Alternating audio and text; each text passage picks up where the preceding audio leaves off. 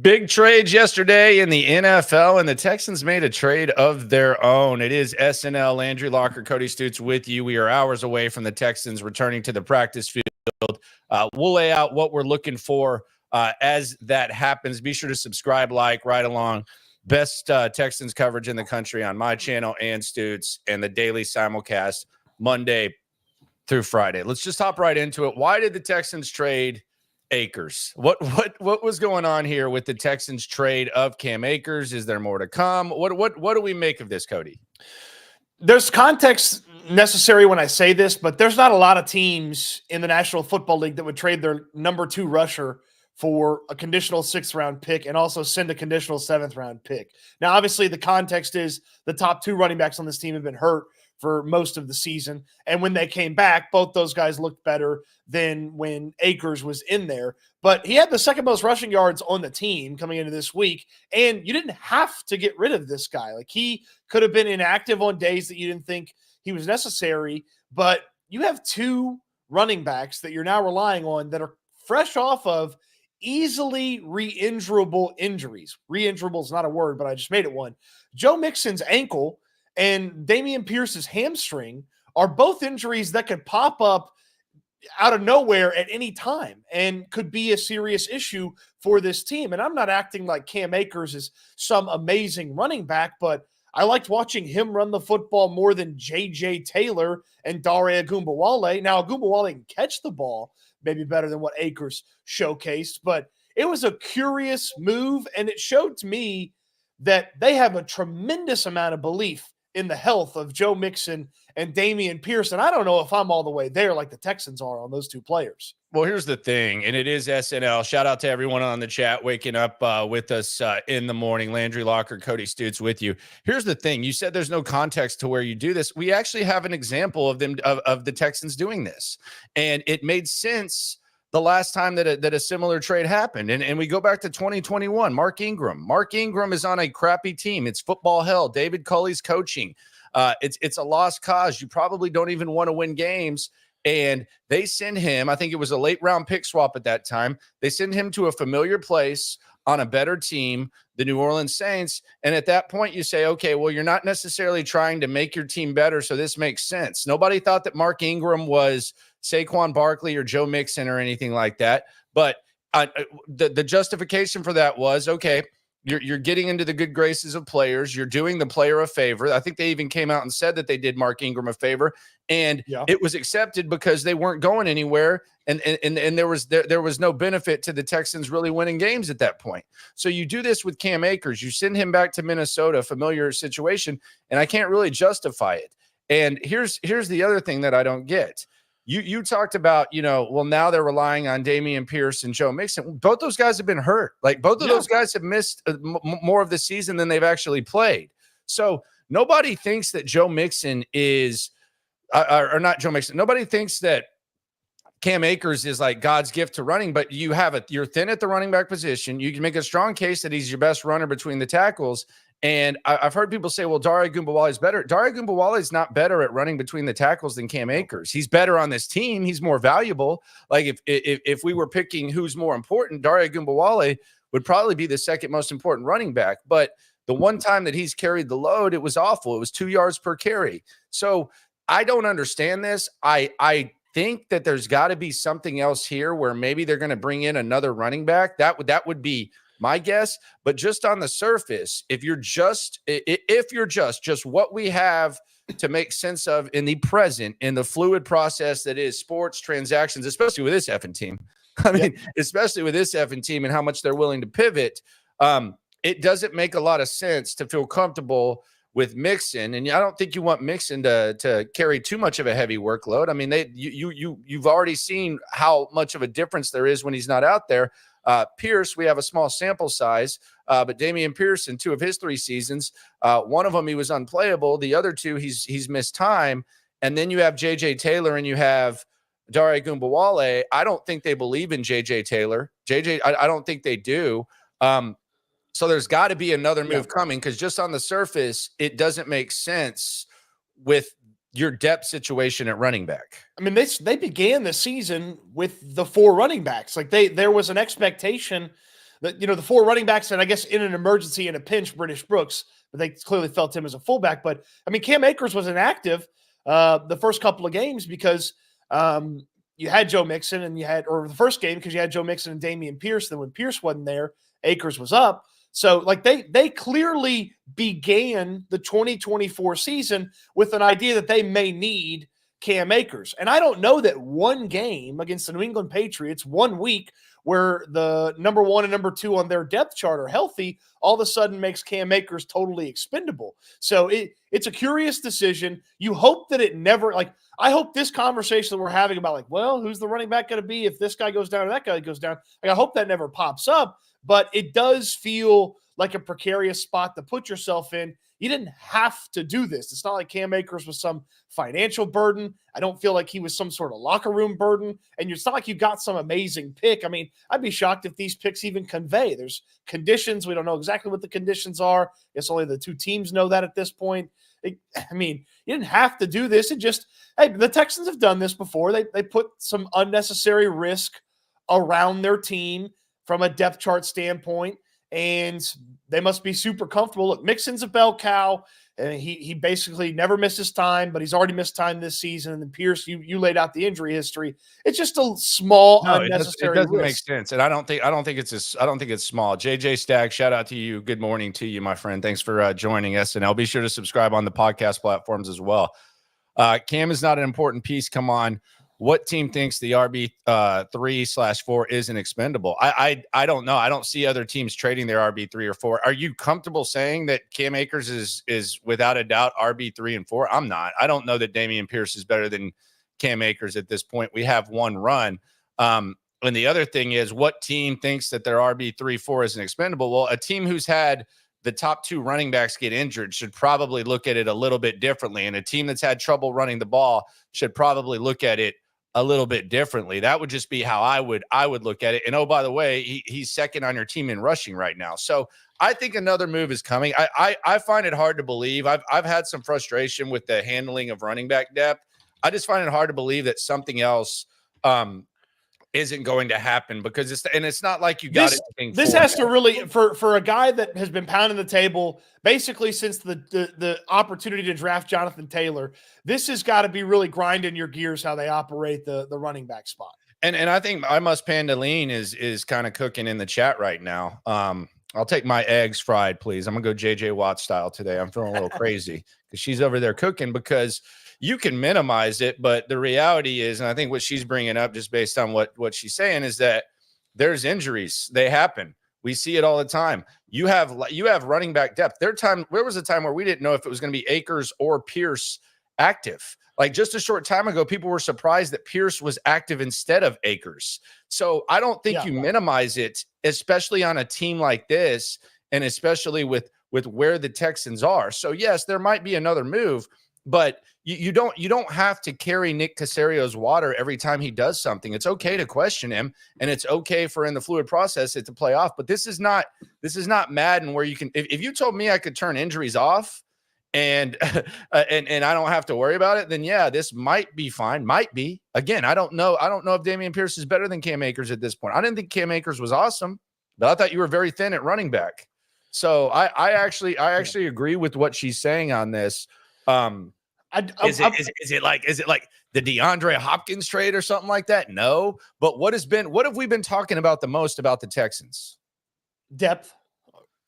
And the inability to run the ball. The inability to run the ball has been one of those things. So with Joe Mixon back, it'd be cool if he could carry the ball 30 times a game. I would love that. I think everyone would love that. I don't know if it's realistic to ask coming off an injury or whatever. I don't think it's ideal in any situation. But when you have a weakness and you have uncertainty at a position, and then you decrease the depth of that position, that's not ideal. And I do think it changes. I wonder if there's going to be like a more gadget special teams guy in the running back room, like on the way. Like that's kind of how I see it. It's like, because Robert Woods has been banged up basically this whole season. I know he's played some games, but he's got the foot injury.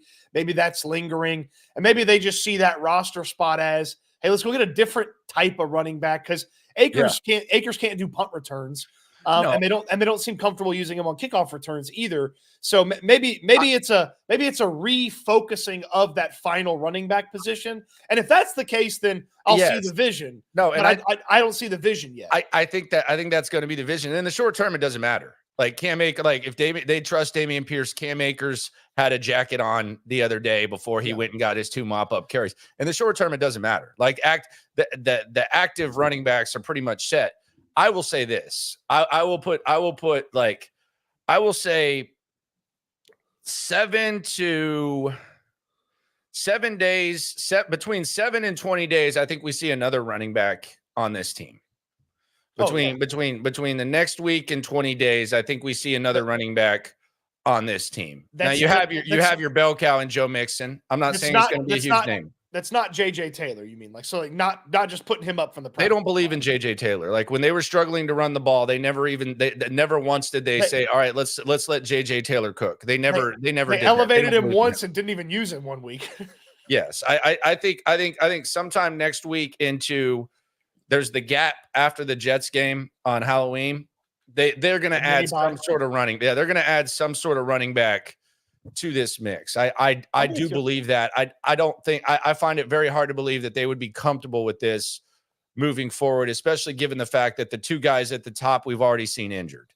So that would be I would bet good money that another running back ends up joining the Houston Texans. Now I gotta go scour the depth charts of other teams as well as free agency, see if there's a gadget special teams ace. Yeah, I don't know whether he's a special teams ace. I don't know what he is. I don't know if he's like someone from like a similar system. I don't know. Maybe just a big fat running back, just to have a hammer. No, those are dead. Come on, name one big fat running back now. Those are dead. They're dead. Well, I gotta go find them. Is Mike Tolbert still playing football? Go get Mike Tolbert. Natron Means ain't walking through that door, brother. Go get Mike Tolbert. He is going to walk through that door. Might have to be sideways. Okay, hold on. Wow, I didn't realize Mike Tolbert's been gone so long. He was like the every now and then. Oh, there he is. There's the big fat guy. Yeah, he's been gone for a minute. He was the last time I saw that Mike Tolbert was on my radar was didn't he have a long ass play in the 2019? Am I making this up? In the 2019 playoff game with Buffalo, didn't they like find him in the flat or something like that? And you are making this up. He hasn't played since 2017. Who was the fat ass fullback for the Bills? Who was it was a running back that didn't used to be fat that then got fat. Okay. I can't remember who it was. So I was wrong. So there you go. We'll see. But I think there is a running back, but I don't think it's that smart. And now Matt Maher swarming the super chat. Wait, hold on. Are you thinking about CJ Anderson? No, it wasn't. CJ Anderson had a nice run with the Rams against the Cowboys. Remember when they picked his fat ass up and he just went ham? Yeah, that was in the playoffs. That was 2019 because that was the year because I was in Vegas and the Titans beat the Ravens. I parlayed it. And I took them money line. I took the Titans money line. Then I took the Texans money line against the Chiefs. $30 would have won me $1,600. So when the Texans were up 21-0 against the Chiefs, I was thinking that my $30 was going to turn to $1,600. Boom. Bill O'Brien didn't have a play. Swarm in the super chat. Let's move on. I'm going to cry. Matt Maher. Swarm. What is that? Look at that. Matt Maher says David Johnson. No, thank you. Someone says Eddie Lacy. Eddie Lacy was fat. He's not. Eddie Lacy famously, when he was traded from Matt Maher, you are the best, by the way. Matt Maher's the man. We got to meet you at the Lions thing for sure. He's been a supporter of the channel since. Hit us up. I think Dom in Jersey is going to try to have a gathering. Join us wherever we go. Eddie Lacy, when traded from Green Bay, famously said that he would miss all the China food in Green Bay. He did not call it Chinese food. He called it China food. Does Green Bay have good Chinese food? That was the big surprise to me, was that apparently Green Bay's got some very good Chinese cuisine. Really? Yes. Well, at least Eddie Lacy thought so. Okay. What? I'm just relaying. When you've never had this, when you're real fat, Landry. Oh, I've had it. I eat fat. When you're real fat, sometimes bad food accidentally tastes good. Okay. I'm trying to think about what you just said. Okay. That's my That's that's food. that's my Exit. fat ass knowledge of the day. It's, the food that tastes all the same when you go to some buffets. So that's one move. Moving on extremely quickly. What happened to Fournette? Blah blah blah. I don't know what happened to Fournette. Shout out to Leonard Fournette. Big fan of his work, by the way. He's still hanging around trying to get a job, isn't he? I never know what the hell Fournette's up to. I like Leonard Fournette because he appreciates, and this is kind of the food thing. We'll get to the big moves around the league in a sec, but I appreciate Leonard Fournette because just like I appreciate Jamarcus Russell, I think I just like country folk, man. I think I just like the country folk because Leonard's a little bit country too, but like I like Jamarcus Russell because he was freezing his ass off in 60 degrees. I like Leonard Fournette because he used to talk about how his go-to was gas station grub before he would go to school. He said he'd show up late and he was all about the gas station grub. Some beignets or whatever. I actually ate gas station burger the other day when I was in town in Dallas. The one I used to go to all the time. That one It's changed ownership a few times, but it was off the chain. It's still good though. Still good. No, they still know what the hell's up. It was still good. Changed ownership, but didn't change the cooks or the ingredients. Yeah, it was kind of effed up because mom was cooking a meal and I just said, hey, I got to go get some gas. And I just got I still ate though. I doubled up, but I didn't tell her I was getting me a cheeseburger there. Is shame eating a burger that's delicious in the parking lot? Because the problem is, and she knows I used to grub there on the reg, but the problem is that it's already offensive. Like I could have gone somewhere, like anywhere. DF Dub has Brahms. God, I wish they had Brahms in Houston. But like if I would have brought Brahms, she would be offended enough. But if I said I was going to get gas station burger before this nice roast that you've been making, it probably wouldn't have gone well. The impact of the Devonte Adams and Amari Cooper trades. Let's just start this out. Which one of these do you think impacts the Texans the most? The Cooper trade impacts the Texans more. I believe long term, short term though, it's going to be a mofo facing Devonte in the short term. Correct, but you didn't ask when. You just asked which one was the most, and more to me is the Amari Cooper one because I don't believe that the Jets are going to make the playoffs. I don't believe you're going to see them beyond one game left in the regular season. I do believe the Bills are going to be a roadblock for someone in the playoffs. Like the four teams that should be the top four teams as we look at it right now. In the AFC, Chiefs, the Ravens, the Texans, and the Bills, the chances that you see the Bills again are pretty high. The chances that you see them again are pretty high. And hopefully, by virtue of your victory against them, you're not going to see them in Buffalo. But Amari Cooper is a good player. Allen should be able to get him the football. They've had some disappointing performances from guys that aren't Khalil Shakir on that team and gets them another weapon. And I tell you, I would think that the Bills probably are not done. If they feel like they can add a little bit here or there, they may even continue to add to their team. But as far as Cooper versus Adams, Cooper, because you might see him in the playoffs, you're only going to see Devonte on Halloween. Yeah, maybe. I mean, the Jets could maybe back into the playoffs. I equated this, and I did this last night on the stream, and shout out to everyone for joining the stream. We were like 350 deep at 10, actually 420. And that's kind of ironic if you know me a little bit at night. High-grade marijuana called Kush on the streets. Yeah, did you know what that was? But I think me neither. I equated the Jets to someone who went to Las Vegas with $1,000 bankroll, and they immediately at the first table they saw they lost $500, and then they went to the next table and they put all $500 on the table at the craps table. Like there's no hope for long-term success. You're basically trying to at this point break even and save face for the season. But the other thing is this is not a long-term plan, but I think the Jets are all in. Now I say all that and I acknowledge that game in 2 weeks and a day is going to be a mofo for the Texans. And I almost think that's a scheduled loss. Or it could very well be. And I know people, I think the Texans are going to be cautious when it comes to playing guys on a short week on that surface because you're going to get extra rest. for the Sunday night game against the Lions. And I also think the Jets are in a point where they can't afford to lose games, and the Texans are thin at corner. So I do think that is a mofo of a game, like in the short term. And the Texans lost to the Jets last year, didn't really mean a damn thing.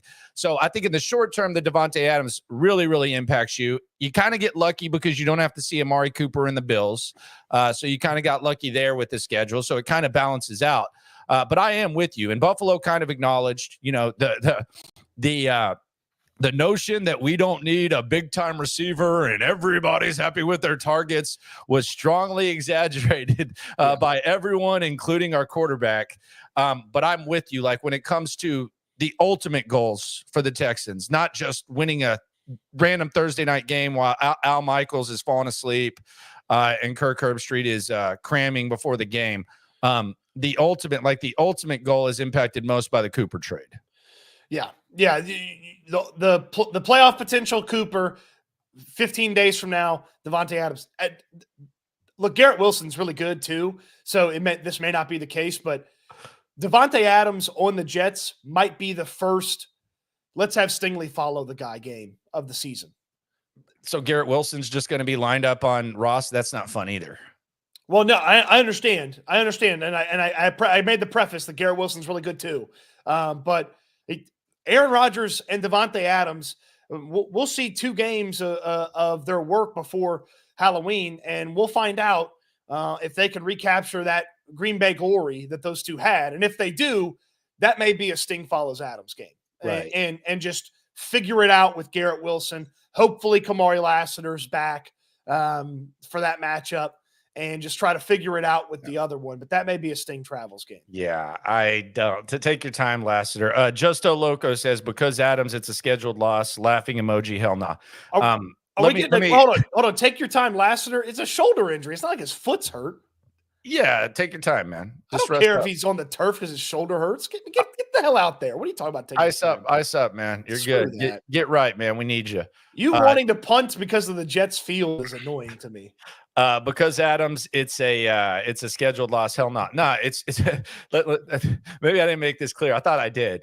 I said it could be a scheduled loss, and it's because it's a short week. So you have on the 4 road. days.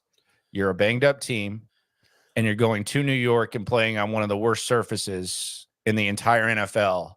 That was very unkind to you last year, where Nico Collins went down, CJ Stroud went down, and you got beat to crap. And you have a Sunday night game against Detroit. So sometimes you give guys extra time to rest on those Thursdays, and you err a little bit on the side of caution. There's a reason guys aren't practicing. So no, I did not say because of Adams, it's a scheduled loss. I do think Adams makes it more difficult, especially when you're thin at corner. But yeah, there you go. I'm also, back to back, 4 days apart, the Colts defensive line and then the Jets defensive line, like that's a tough draw for the interior of this offensive line. Yeah. So they're a good defense. They're a good defense on the short term. That's a very tough game. That's a tough game no matter what. There's a pretty decent chance that's initially a low scoring affair between the Jets and the Texans. Maybe eventually the quarterbacks get going, but there's a pretty good chance that's a low scoring affair between those two because the defenses should be really tough to handle for these offensive lines. Yeah, and maybe it's one of those you can gut out. I don't know.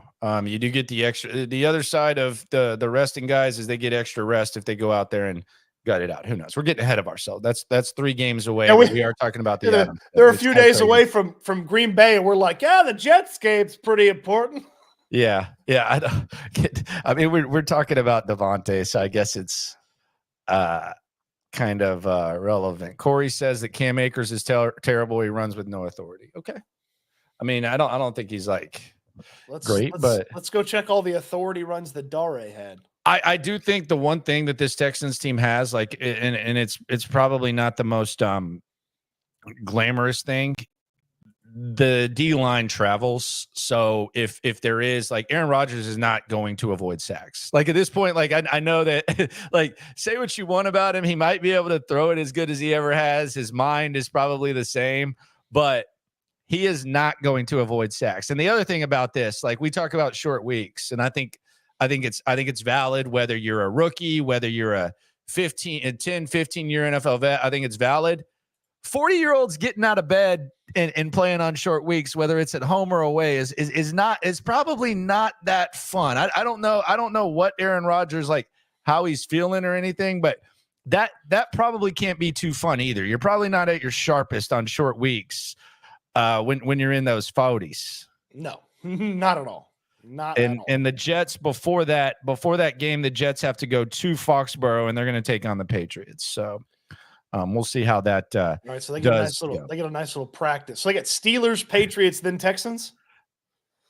Steelers, Pats, and then the Texans on the short week on Halloween, where we will see the ghost of Aaron Rodgers.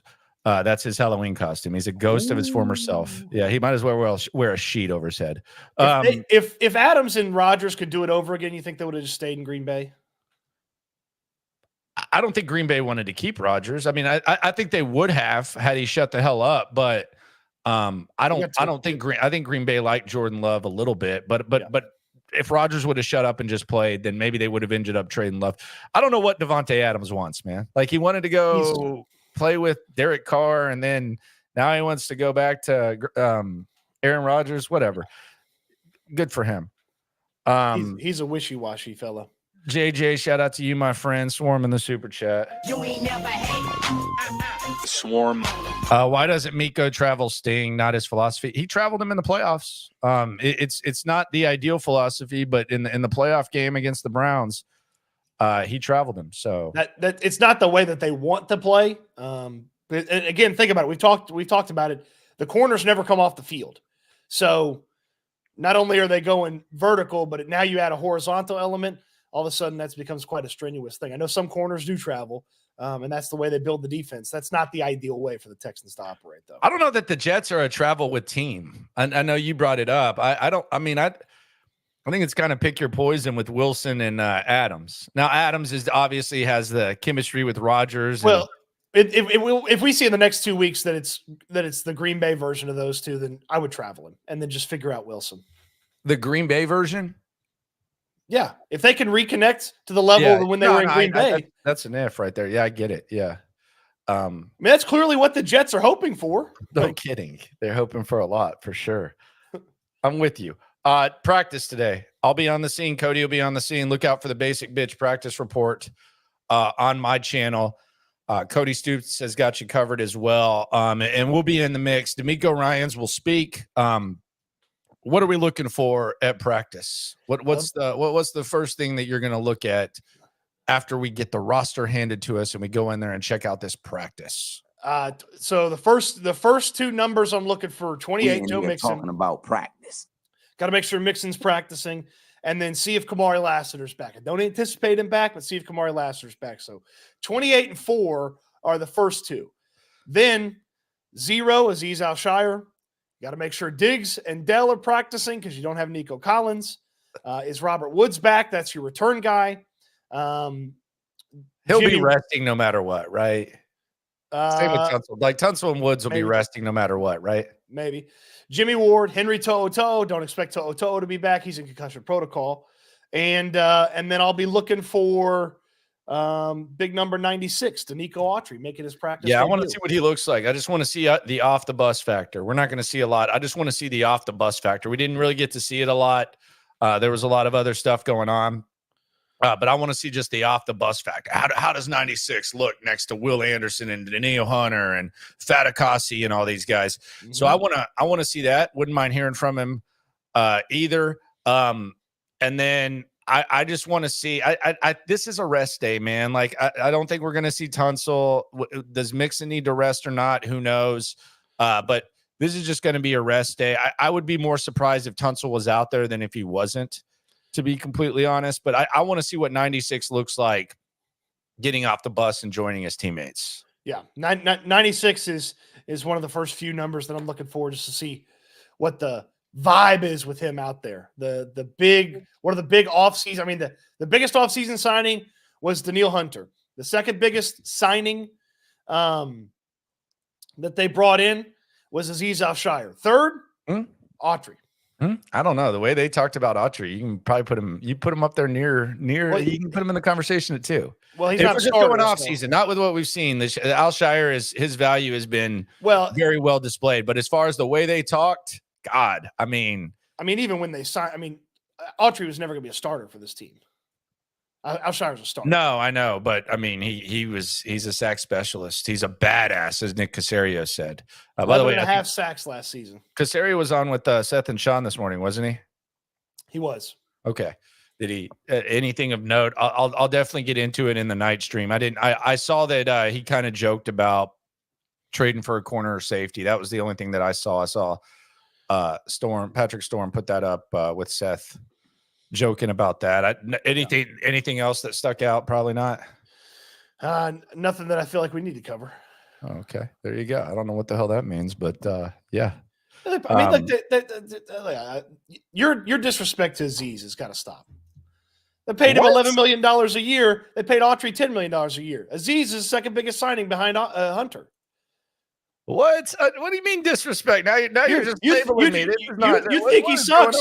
You wish Blake Cashman was still here? No, I don't. You wish Blake Cashman. I was defending if Blake Cashman got hurt you were Sunday, way dismissive of the Blake Cashman impact. If Blake Cashman had got hurt Sunday, I thought Alshire had some big shoes to fill with what Cashman did. He's filled the shoes. I like Alshire. You're labeling me this. I'm not a Alshire hater. If Blake Cashman got hurt Sunday, then I had to take him out of the hospital. In no doubt. New England. No doubt. Yeah, Alshire's out there. He's battling, man. Forced the fumble. It's big. Stop the potential momentum. Will somebody ask, did you teach Alshire how to punch the ball out to D'Amico Ryans? Is D'Amico Ryans a punch the ball out guy like that? Your question is a solid one. Landry do be dry hating on Aziz. What do you mean dry? What does dry hating mean? I don't know what dry hating is, but Dom's on to something. I know what dry snitching is, kind of like not snitching. Dry hating. I'm trying to think about that. That doesn't sound dry hating appropriate. No, I like Alshire. I didn't think that he would be as I thought that he had some big shoes to fill. He's filled them. Said it. Like him. No doubt. No problem with Alshire. I like it. Shaq size shoes. Yeah, he's done his thing. They were maybe like an 11. Yeah, no doubt. I liked Cashman Truther. Cashman Truther. I thought last year at camp I said this guy's going to be one of your best linebackers. Was I wrong? You were correct. Yeah, he got paid. Yeah. There you go. Correct. Okay, dry hating means above the jeans, so it's like dry humping type of thing. Okay. Dry hating. I think sometimes people just make up stuff. Dry hating. Let me look up dry hating. Let's see what we got here. I'm almost afraid. I said people. I'm a person. I'm almost afraid to type it into Urban Dictionary. Dry hating. Disliking or overlooking anything or person without having much knowledge about said thing or person. No, I'm very aware of his game. No doubt. Yeah, I think you might need to go back to the maybe this one is hating so hard your mouth becomes dry. Like I guess you just continue hating to the point where you need to take a drink of water. Okay. I've never heard dry hating. Okay. There you go. Landry made fun of me for being a square yesterday as he dropped cocaine knowledge on everybody. Hey, I'm your man. No telling what you learned at those Diddy parties, but I don't know a lot of slang either. I did realize that Big X the Plug came out with a new album yesterday, and I've been streaming that. You've been streaming what? Big X the Plug. Okay, yeah, I wouldn't know about that. I can't understand half the things he says, but I enjoy it. Yeah, I was bumping yesterday on my walk / I was bumping some Boosie Webby gangsta music, old school. God, Bum B signed those guys when they were at their hottest. Damn shame. Shout out to Webby. Best there is. All right, I got a dry hating education. There you go. Just indirect. Okay. I feel like it's pretty direct though. Yeah, I feel like it's like when people, I feel like there's some guys who just try to like use terms like low key, hey, low key. Like the young chicks now are like literally. And it's like, it wasn't literal. And then you hear someone say low key. It's like, there was nothing low key about that. I think you just probably opened up your X account or your your Instagram and decided you wanted to say low key about everything. Low key. John does throw one name in there. Okay. Perhaps that practice window could open for Okudah.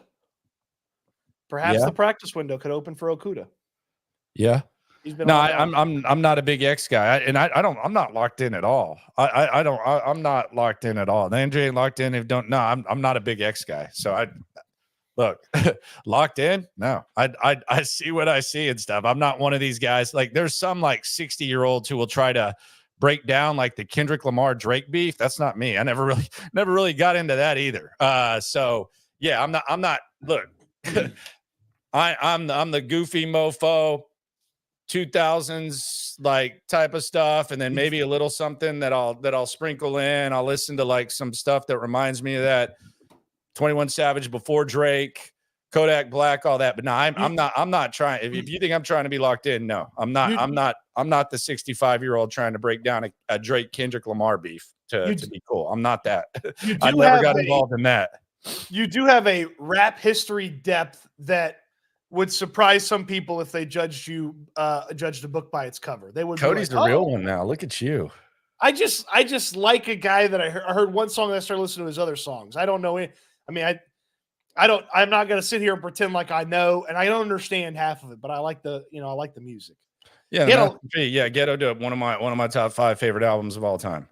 Yeah. I think I got my CD book in here. You want me like you want to just go random and just see CD book?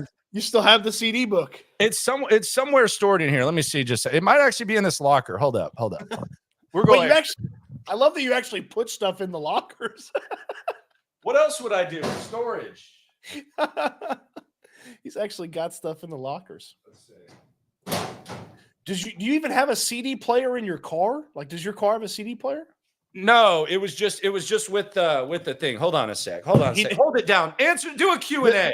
This is an elite Landry moment because there's so many things from his childhood that he has kept. He's got a million autographs and basketball cards, baseball cards that he's got. But he has like these treasured things from his youth that he somehow still has. Whereas like, I think I've gotten rid of every DVD and every CD that I ever owned. All right. Oh, he does have it. All right. Look how big that thing is. Good Lord. There you go. This is extra. Okay, hold on. Before you even open it up, at retail, how much money worth of CDs is in there? Well, here's the thing about these CDs. Like, and I think that anyone from Houston might be able to recognize, like back in the day, like when Paul Wall and Chameleonaire first came out, you had to put in a lot of effort. Like Swisha House days, you had to put in a hell of a lot of effort to go get CDs. Like you had to go to like Eargasm, Six Flags Mall, anywhere, like selling it out of the car. So there was a lot of sweat equity that went in this. But we got this is all Gucci Mane on the front. So Gucci, this was like the jail stuff. He's even got the album inserts behind him. Hell yeah, look at that. Yeah. So even more Gucci, all Gucci. Savage Life. This one's the chopped and screwed version by Michael Watts. We got that. Boosie right there. Mixtape Messiah. This is all Chameleonaire and Paul Wall except the Webby.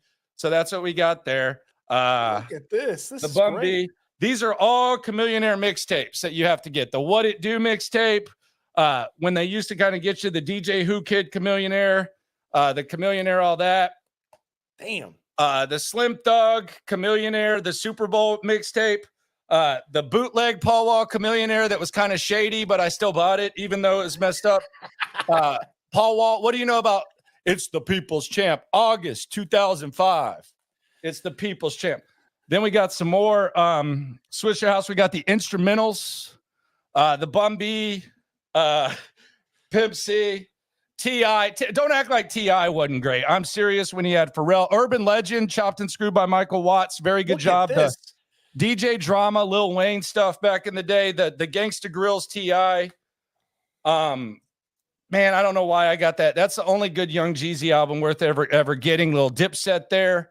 This was LBP and DSR. That was he's got pages and pages and pages. This great. is all DSR. Dallas group that was kind of chopped and screwed, motivated.